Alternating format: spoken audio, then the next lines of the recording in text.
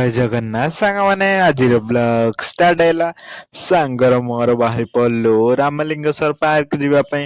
ଭାଇ ମାର୍କେଟ ପୁରା ପ୍ରବଳ ଗହଳି, ପୁରା ଗାଡ଼ି ଚଲେଇବା ମୁସ୍କିଲ ହେଇଲାଣି। ପୁରା ଗାଡ଼ି ସାପ କଟିଂ କରିକି ମନ ଇଚ୍ଛା ଚଲାଉଛେ ବ୍ରହ୍ମପୁରରେ। ଆମେ ଏମିତି ଚଲେଇ ଗଲା ଆଡ଼ୁ ଆଘା ଆଡ଼ୁ ଗୋଟେ ସ୍କୁଟି ପଳେଇଲା, ସଡନ୍ ବ୍ରେକ୍ ମାରିଦେଲି, ମାଡ଼ ହେଇଯାଇଥିଲା। ସେଥିପାଇଁ ହେଲି ଆମେ ଏବେ ସ୍ଲୋ ତେଲ ବି କମ୍ ଅଛି। ଆମେ ଗାଡ଼ି ଷ୍ଟାଣ୍ଡରେ ରଖିକି ଏବେ ଭିତରକୁ ଯିବୁ, ଟିକଟ କାଟିକି ଏଣ୍ଟ୍ରି କରିବୁ। ଏବେ ଟିକଟ କାଟିଦେଲୁ, ଭିତରକୁ ଏଣ୍ଟ୍ରି କରିଦେଲୁ।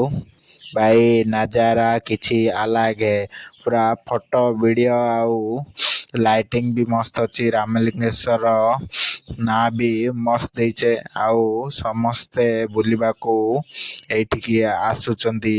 ଏଇଠି ଲାଇଟିଂ ଡ୍ୟାନ୍ସ ବି ହେଉଛି 8ଟା ପରେ। ଆମେ ସେଇଟା ଦେଖିଲୁନୁ, ଆମର ଟିକେ କାମ ଥିଲା, ସେଥିପାଇଁ ବୋଲି ଆମେ ଜଲ୍ଦି ଟିକେ ପଳେଇବୁ। ଭାଇ ରାମଲିଙ୍ଗେଶ୍ୱର ମନ୍ଦିର ବି ଅଛି, ସକାଳୁ ପୂଜା ହେଉଛି।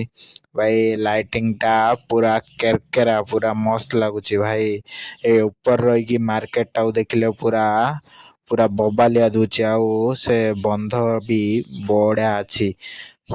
ଭାଇ ଏରିଆ ପୁରା ମସ୍ତ, ସମସ୍ତେ ଲୋକ ଦେଖିବାକୁ ଯାଉଛନ୍ତି। 10 ଟଙ୍କା ଦେଇକି ପୁରା ଚାରିଆଡ଼େ ବୁଲି ପାରିବ, କିଏ ପଦଡ଼ି କହିପାରିବ। ଏଇଠି ସବୁ ପ୍ରକାର ଛୋଟ ବଡ଼ ମାଛ ବି ଛାଡ଼ୁଛନ୍ତି, ସମସ୍ତେ ଦେଖୁଛନ୍ତି।